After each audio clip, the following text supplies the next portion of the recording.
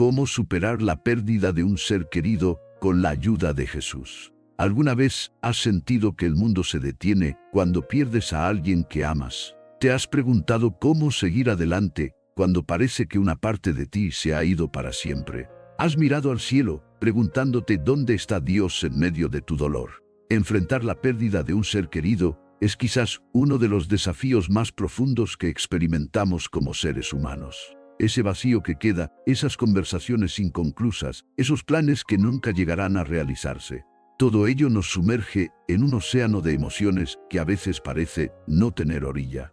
Muchos de nosotros conocemos bien ese dolor que se instala en el pecho y no parece querer marcharse.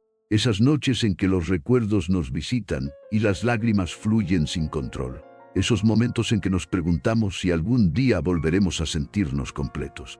Ese instante en que miramos las fotos y sentimos que daríamos todo por un abrazo más, por una última conversación, por un simple "te quiero". Pero en medio de ese valle de sombras, hay una verdad que brilla como estrella en la noche más oscura. No estamos solos en nuestro dolor. Hay un camino hacia la sanación, un sendero que, aunque difícil, nos lleva hacia la luz. Lo que Dios nos ofrece no es una eliminación mágica del dolor, sino su presencia constante en medio de él. Nos promete ser nuestro refugio cuando las tormentas de la tristeza arrecian, nuestro sustento cuando las fuerzas fallan, y nuestra esperanza cuando el mañana parece imposible de enfrentar. En el libro de Mateo 5:4 encontramos estas palabras de Jesús: Bienaventurados los que lloran, porque ellos recibirán consolación. Este no es un versículo que nos pide ignorar nuestro dolor o fingir fortaleza. Al contrario, reconoce la realidad de nuestro llanto y nos promete que no terminaremos ahí. El consuelo divino viene a nuestro encuentro precisamente en nuestros momentos más vulnerables. Aquí está la verdad fundamental que debemos recordar. El dolor que sentimos es proporcional al amor que compartimos. Y ese amor, lejos de ser una debilidad, es nuestro mayor tesoro. Cristo no nos pide reprimir nuestro dolor, sino transformarlo en un puente hacia una conexión más profunda con Él y con quienes nos rodean. Quizás estés pensando: mi dolor es demasiado grande, o no sé si algún día podré superar esto.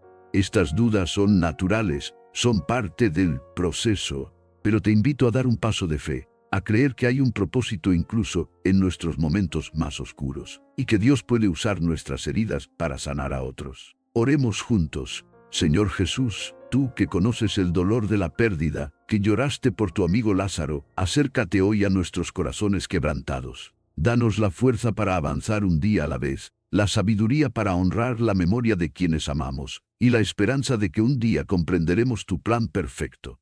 En tu nombre oramos. Amén. Si este mensaje resuena en tu corazón, te invito a que lo compartas con alguien que esté atravesando el valle del dolor. A veces, un mensaje puede ser el bálsamo que alguien necesita en su momento más difícil. Escribe en los comentarios: en Dios encuentro consuelo, como un testimonio de fe que puede iluminar el camino de quien hoy camina en tinieblas. Recuerda, tu experiencia puede ser la mano que Dios usa para levantar a otros de su dolor. El consuelo de Dios en medio del dolor. Cercano está el Señor a los quebrantados de corazón, y salva a los contritos de espíritu. Salmos 34:18. Imagina un vaso de cristal que se ha roto en 1000 pedazos. Cada fragmento representa un momento, un recuerdo, una parte de la vida que compartiste con esa persona amada que ya no está. Miras esos fragmentos esparcidos, brillando bajo la luz, y piensas que es imposible volver a unirlos. Pero entonces llegan unas manos expertas, pacientes, que comienzan a recoger cada fragmento con delicadeza, reconociendo su valor. No para restaurar el vaso a su forma original, porque algunas cosas, una vez rotas, adquieren una nueva forma, sino para crear algo nuevo. Quizás un mosaico hermoso que honra lo que fue, y a la vez admite que ahora es diferente. Esas manos son las de Dios, quien se acerca cuando nuestro corazón está hecho pedazos. Cercano está el Señor. No dice que el Señor está lejos, observando desde una distancia segura nuestro dolor. No. Está cercano, íntimamente presente en cada lágrima, en cada suspiro ahogado, en cada pregunta sin respuesta. En los momentos en que el dolor nos hace sentir más solos, Dios está más cerca que nunca, aunque a veces no podamos sentirlo. A los quebrantados de corazón, el texto reconoce nuestra condición real. No minimiza nuestro dolor diciendo a los un poco tristes o a los ligeramente afectados. Habla de corazones quebrantados, rotos, despedazados por el dolor. Dios no espera que le presentemos una versión compuesta y arreglada de nosotros mismos. Viene precisamente cuando estamos en pedazos y salva a los contritos de espíritu. Esta salvación no es solo para el más allá, es para hoy, para este momento. Es un rescate de la desesperación que amenaza con consumirnos. Contrito significa literalmente aplastado. Cuando sentimos que el peso del dolor nos aplasta, Dios viene a levantar esa carga, no de golpe, sino poco a poco, día a día, permitiéndonos respirar nuevamente. En la Biblia, encontramos a David como un ejemplo poderoso de alguien que experimentó pérdidas profundas y encontró el consuelo de Dios. Cuando perdió a su hijo, la Escritura nos cuenta que se levantó David del suelo, se lavó y se ungió, y cambió sus ropas, y entró a la casa del Señor, y adoró, como leemos en 2 de Samuel 12:20. David no negó su dolor, había ayunado y llorado durante días, pero tampoco permitió que el dolor tuviera la última palabra. Encontró fuerza para levantarse y continuar, no porque su dolor hubiera desaparecido, sino porque reconoció la presencia sostenedora de Dios aún en medio de su pérdida. ¿Cómo podemos aplicar esta enseñanza? Comienza reconociendo tu dolor ante Dios sin filtros. No necesitas usar palabras elaboradas o pretender fortaleza. Si estás enojado, díselo. Si estás confundido, exprésalo. Jesús mismo gritó desde la cruz: Dios mío, ¿por qué me has abandonado? La honestidad cruda es el primer paso hacia la sanación. Te propongo un ejercicio. Toma un cuaderno y escribe una carta a Dios, expresando exactamente cómo te sientes hoy, sin censura, sin preocuparte por sonar espiritual. Luego, quédate en silencio por 5 minutos, permitiendo que su presencia te envuelva. No esperes respuestas inmediatas o sensaciones extraordinarias. Simplemente reconoce que Él está allí, cercano a tu corazón quebrantado. Recuerda, los corazones rotos siguen siendo corazones. Y Dios es experto en recoger los pedazos, no para devolvernos exactamente lo que teníamos antes, sino para crear algo nuevo y hermoso a partir de nuestro dolor. El proceso del duelo a la luz de la fe. Hay tiempo de llorar y tiempo de reír, tiempo de lamentar y tiempo de bailar. Eclesiastés 3:4 imagina un jardín en pleno invierno. Los árboles han perdido sus hojas, las flores se han marchitado, y todo parece estar en un estado de dormancia y muerte. Podrías mirar ese jardín y pensar que toda vida se ha extinguido para siempre. Pero bajo la superficie, invisible a nuestros ojos, hay un proceso vital ocurriendo. Las raíces siguen absorbiendo nutrientes, las semillas esperan pacientemente, y todo se prepara para un nuevo florecimiento. De manera similar, el duelo puede parecer un tiempo de pura pérdida y dolor, pero bajo la superficie, Dios está trabajando un proceso de renovación que a su tiempo dará fruto. Hay tiempo de llorar. Esta frase valida nuestra necesidad de expresar el dolor. La Biblia no nos dice, no llores o supéralo rápido. Al contrario, reconoce que las lágrimas tienen un propósito sagrado. Cuando lloramos por nuestros seres queridos, estamos honrando el amor que sentimos por ellos. Esas lágrimas son testimonio de un vínculo que la muerte física no puede romper por completo. Y tiempo de reír. Aquí encontramos una promesa sutil pero poderosa. Llegará un momento en que la risa volverá a ser parte de tu vida. No como un reemplazo que borra el recuerdo de quien has perdido, sino como señal de que la vida continúa y puede volver a tener momentos de alegría genuina. Esta no es una traición a quien se ha ido, sino un testimonio de la resiliencia que Dios ha plantado en nosotros. Tiempo de lamentar y tiempo de bailar. El contraste aquí es profundo. El lamento y el baile representan las polaridades de la experiencia humana. Ambas son válidas, ambas tienen su lugar. Y lo más importante, ambas son temporales. Ningún estado permanece igual para siempre. El duelo tiene etapas, tiene movimiento, tiene un propósito que nos lleva de un lugar a otro. En la Biblia encontramos a Noemí como un potente ejemplo de alguien que atravesó un profundo proceso de duelo. En el libro de Ruth leemos cómo perdió a su esposo y a sus 2 hijos en tierra extranjera. Su dolor fue tan intenso que pidió que la llamaran Mara, que significa amarga, diciendo: «No me llaméis Noemí, sino llamadme Mara, porque el Todopoderoso me ha llenado de amargura», como leemos en Ruth 1:20. Sin embargo, a través de la fidelidad de su nuera Ruth y de la providencia de Dios, Noemí eventualmente encontró un nuevo propósito y alegría.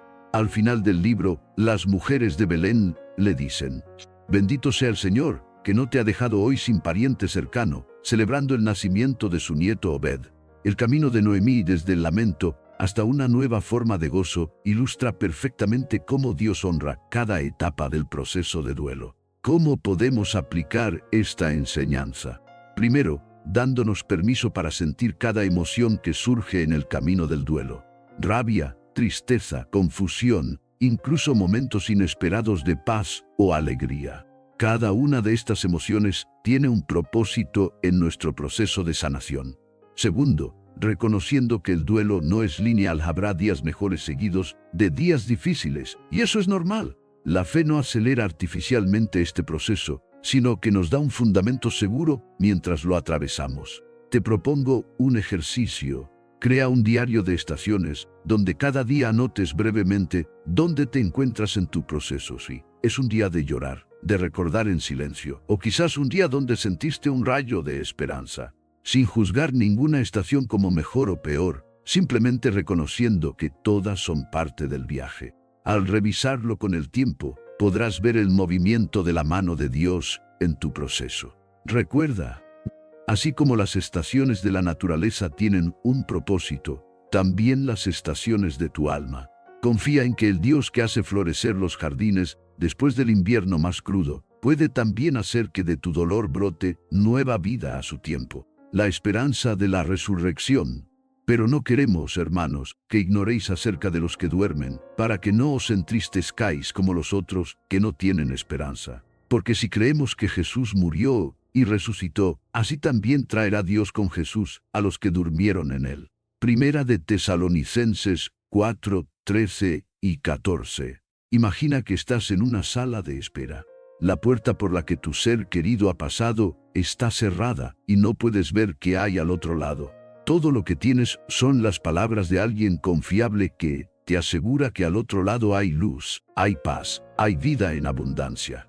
En momentos de desesperación, miras esa puerta cerrada y te preguntas si realmente hay algo más allá. La fe cristiana nos dice que sí, que la muerte no es el final de la historia, sino apenas un cambio de capítulo en una historia eterna. No es una puerta que lleva a la nada, sino un portal hacia la presencia plena de Dios. Pero no queremos, hermanos, que ignoréis acerca de los que duermen. Pablo usa deliberadamente la metáfora del sueño para hablar de la muerte. No es un eufemismo casual, sino una profunda declaración teológica. Cuando alguien duerme, esperamos que despierte. El sueño es temporal, transitorio. De la misma manera, la muerte física para el creyente no es un estado permanente, sino una transición hacia algo mayor. Para que no os entristezcáis como los otros que no tienen esperanza. Observe que Pablo no dice, para que no os entristezcáis en absoluto. El apóstol reconoce que la tristeza es natural y apropiada. La diferencia radica en la naturaleza de esa tristeza. Hay una tristeza sin esperanza, que ve la muerte como el fin absoluto, y hay una tristeza con esperanza, que reconoce el dolor de la separación, pero se aferra a la promesa del reencuentro.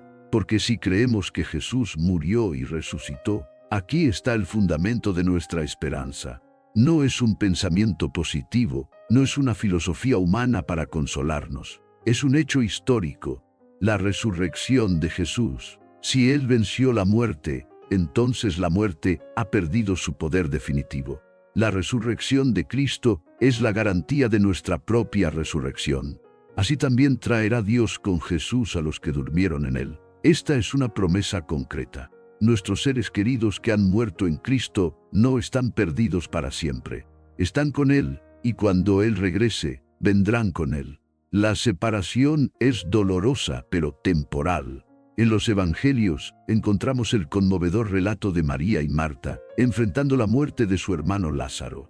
Cuando Jesús llega, Marta le dice: «Señor, si hubieses estado aquí, mi hermano no habría muerto», expresando ese sentimiento tan humano de que la muerte es injusta y prematura. Jesús le responde con una de las declaraciones más poderosas de las Escrituras: «Yo soy la resurrección y la vida. El que cree en mí, aunque esté muerto, vivirá. Y todo aquel que vive y cree en mí, no morirá eternamente», como leemos en Juan 11, 25-26. Luego, Jesús no solo habla de resurrección futura, sino que resucita a Lázaro, demostrando su poder sobre la muerte. Este milagro es un anticipo de lo que sucederá a mayor escala cuando Cristo regrese.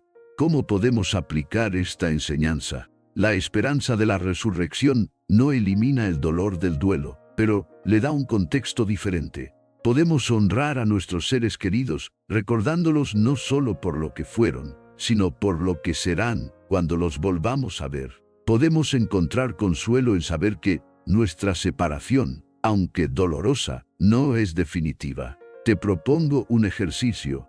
Escribe una carta a tu ser querido que ya no está físicamente, no desde la pérdida, sino desde la esperanza. Comparte con él o ella lo que esperas de ese reencuentro futuro, las preguntas que le harás, los abrazos que le darás. Este ejercicio no es una negación del dolor presente, sino una afirmación de la esperanza futura que Cristo nos ha dado.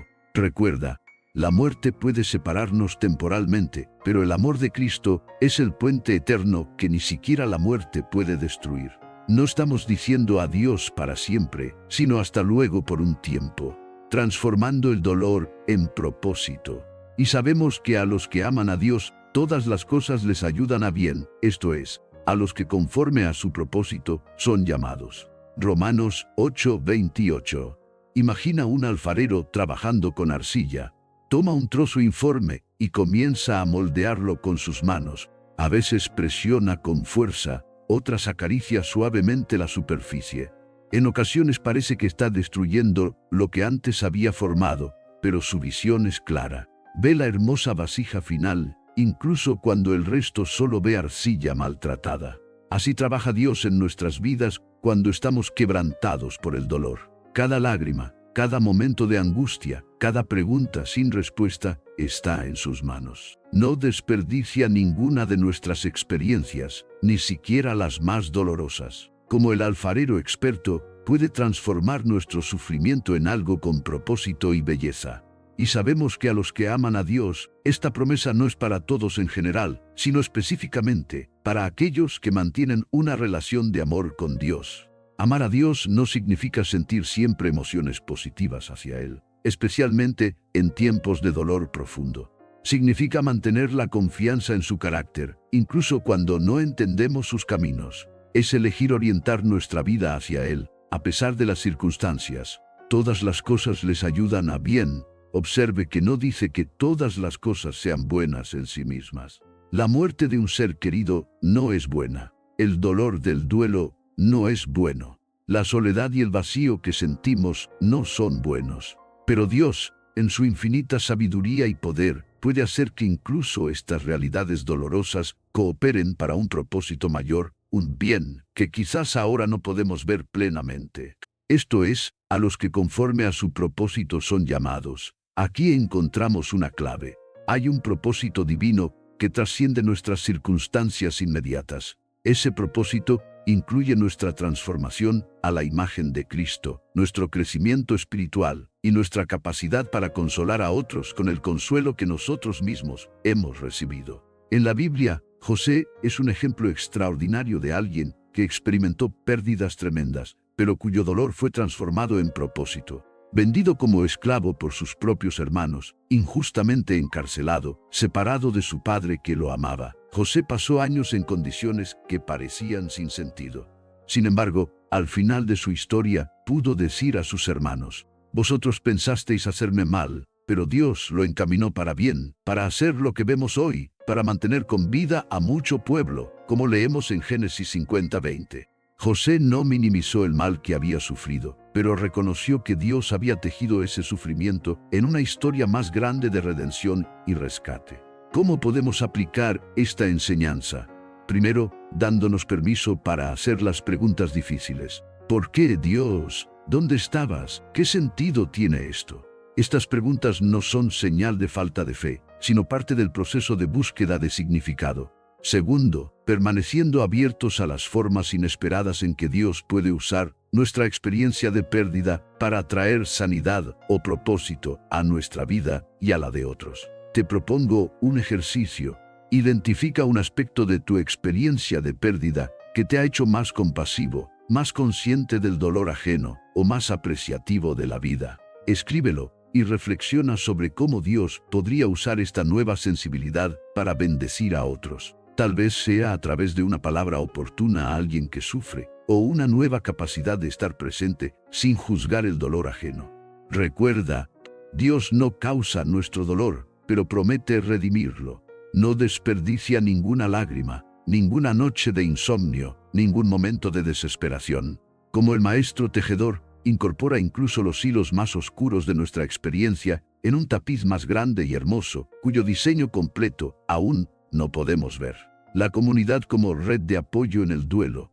Sobrellevad los unos las cargas de los otros y cumplid así la ley de Cristo. Gálatas 6, 2. Imagina a un alpinista escalando una montaña escarpada. Si intentara hacer el ascenso completamente solo, cada resbalón podría ser fatal. Pero cuando está conectado a otros mediante cuerdas de seguridad, lo que podría ser una caída mortal se convierte en un simple tropiezo del que puede recuperarse. Los otros alpinistas sienten el tirón cuando él resbala y sostienen el peso hasta que recupera el equilibrio. No le quitan la responsabilidad de seguir escalando, pero hacen que el viaje sea posible incluso en los tramos más difíciles. Así funciona la comunidad de fe en tiempos de duelo. No nos quita el dolor, pero nos sostiene cuando sentimos que vamos a caer al abismo de la desesperación. Sobrellevad los unos las cargas de los otros. La palabra sobrellevar aquí implica una acción continuada, no un evento único. No se trata de un solo gesto de apoyo, sino de un compromiso sostenido en el tiempo. El duelo no se procesa en un día, una semana o un mes. A menudo, cuando la primera oleada de apoyo ha pasado, es cuando más necesitamos que otros sigan presentes, sobrellevando junto a nosotros el peso de nuestra pérdida. Las cargas de los otros. El texto reconoce que la vida trae cargas, pesos que a veces parecen imposibles de llevar solos. La pérdida de un ser querido es una de las cargas más pesadas que podemos experimentar. Esta carga no desaparece cuando la compartimos con otros, pero se hace más llevadera cuando sabemos que no estamos solos en el camino. Y cumplid así la ley de Cristo. ¿Cuál es la ley de Cristo? Jesús mismo nos la dio. Amaos los unos a los otros como yo os he amado. El amor se manifiesta de manera especialmente poderosa cuando acompañamos a alguien en su dolor, sin intentar arreglarlo, sin ofrecer respuestas simplistas, simplemente estando presentes con compasión y paciencia. En la Biblia, el libro de Job nos ofrece un ejemplo profundo sobre la importancia de la comunidad en tiempos de dolor.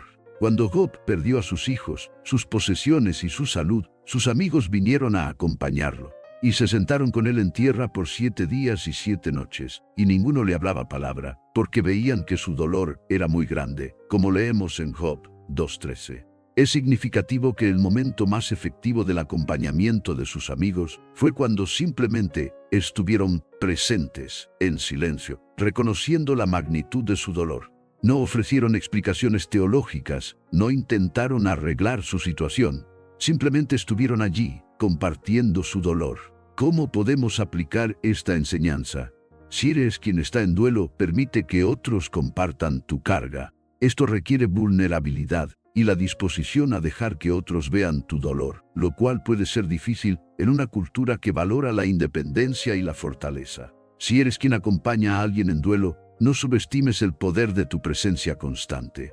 A veces, un mensaje que dice, sigo aquí, una comida preparada con amor, o simplemente sentarse en silencio junto a quien sufre, puede ser más sanador que 1000 palabras. Te propongo un ejercicio.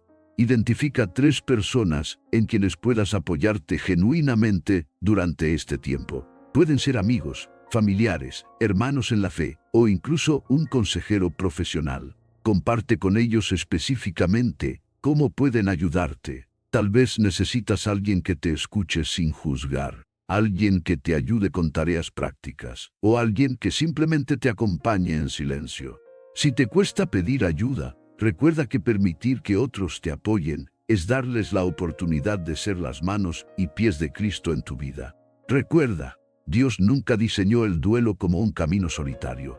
Nos creó para sostenernos mutuamente, especialmente en los valles más oscuros. Permitir que otros caminen contigo no es señal de debilidad, sino de la sabiduría que reconoce que somos más fuertes juntos que solos. Honrar la memoria y construir un legado. Así que, hermanos míos amados, estad firmes y constantes, creciendo en la obra del Señor siempre, sabiendo que vuestro trabajo en el Señor no es en vano. Primera de Corintios 15:58. Imagina un árbol centenario que ha sido talado.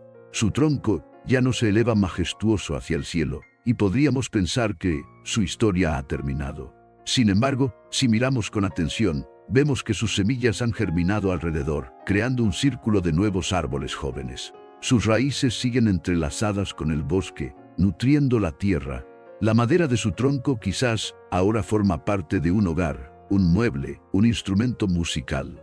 Aunque el árbol ya no existe en su forma original, su influencia y su esencia continúan.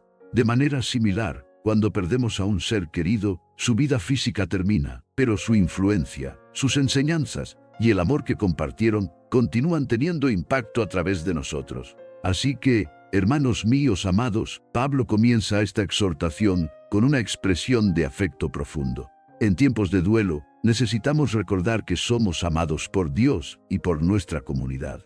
Este amor es el fundamento que nos sostiene cuando el dolor amenaza con derribarnos. Estad firmes y constantes. La firmeza aquí no significa ausencia de dolor o duda, sino un compromiso a seguir avanzando a pesar de las dificultades. En el contexto del duelo, estar firmes significa no rendirse ante la desesperanza, aun cuando el camino sea difícil. Creciendo en la obra del Señor siempre, el crecimiento implica cambio, adaptación, movimiento hacia adelante. Cuando honramos la memoria de nuestros seres queridos, continuando la obra que era importante para ellos, o viviendo los valores que ellos ejemplificaron, experimentamos un tipo especial de sanación.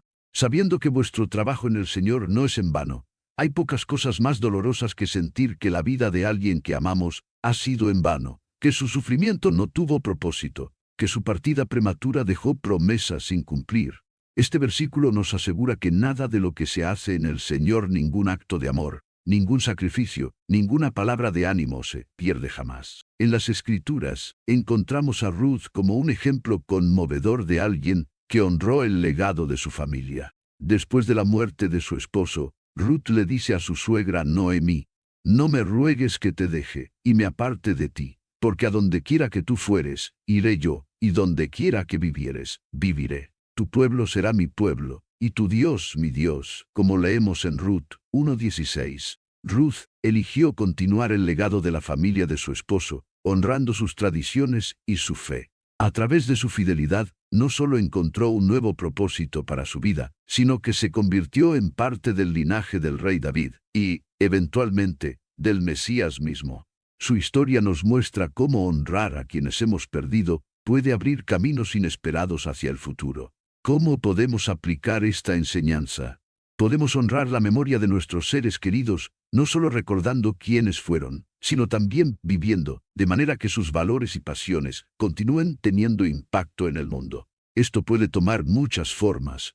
Continuar causas que eran importantes para ellos, compartir sus historias con las generaciones más jóvenes, o incorporar tradiciones significativas que mantienen viva su memoria en ocasiones especiales. Te propongo un ejercicio. Identifica un valor, una pasión o una cualidad que admirabas profundamente en tu ser querido. Quizás era su generosidad, su creatividad, su valentía o su capacidad para hacer que otros se sintieran amados. Piensa en una manera concreta en que puedes incorporar ese valor en tu propia vida, como una forma de mantener vivo su legado. Podría ser tan simple como preparar su receta favorita para compartir con otros, o tan significativo como establecer una beca o un proyecto comunitario en su memoria. Recuerda, cuando incorporamos lo mejor de quienes hemos amado en nuestra propia vida, no solo honramos su memoria, nos convertimos en portadores vivos de su legado, extendiendo el impacto de su vida mucho más allá de sus años terrenales.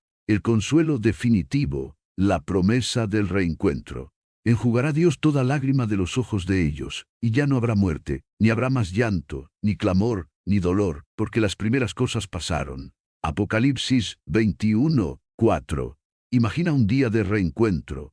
Después de una larga separación, caminas por un sendero luminoso, y a lo lejos ves el rostro familiar de quien tanto has extrañado. No hay barreras, no hay enfermedad, no hay limitaciones. Solo alegría pura, reconocimiento instantáneo, y la certeza de que esta vez la separación ha terminado para siempre. Las palabras que quedaron sin decir, los abrazos que quedaron pendientes, las conversaciones interrumpidas, todo eso ahora puede completarse en un contexto de eternidad, donde el tiempo ya no apremia, ni la muerte acecha. Esta no es una fantasía escapista, ni un cuento para consolarnos. Es la firme promesa de Dios para todos los que están en Cristo. Un día nos reencontraremos con nuestros seres queridos que han partido antes que nosotros. Enjugará Dios toda lágrima de los ojos de ellos. Observe la ternura en esta imagen. No dice simplemente que dejaremos de llorar, sino que Dios mismo, con la delicadeza de un padre amoroso, secará nuestras lágrimas. Cada dolor que hemos experimentado, cada pérdida que nos ha quebrantado, será sanada personalmente por nuestro Creador. Y ya no habrá muerte. La muerte, ese enemigo implacable que nos ha arrebatado a quienes amamos, será finalmente derrotada. No tendremos que volver a experimentar la angustia de las despedidas, la impotencia ante el deterioro físico, el dolor de ver partir a alguien antes de tiempo. Ni habrá más llanto, ni clamor, ni dolor. Esta promesa abarca toda la gama de sufrimiento humano. El llanto silencioso en la noche, el clamor de la protesta ante la injusticia de la muerte, el dolor físico y emocional que acompaña la pérdida. Todos estos serán eliminados, no superficialmente, sino desde su raíz. Porque las primeras cosas pasaron. Aquí encontramos la explicación. El sufrimiento no es parte del diseño original de Dios, ni será parte de su plan final.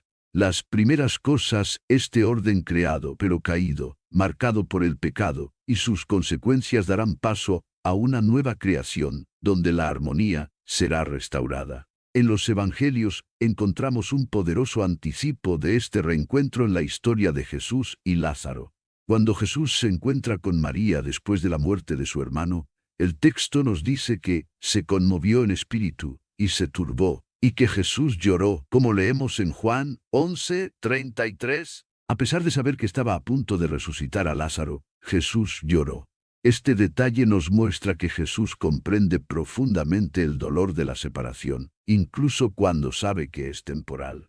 Pero no se quedó solo en las lágrimas. Procedió a llamar a Lázaro de la tumba, demostrando su poder sobre la muerte misma.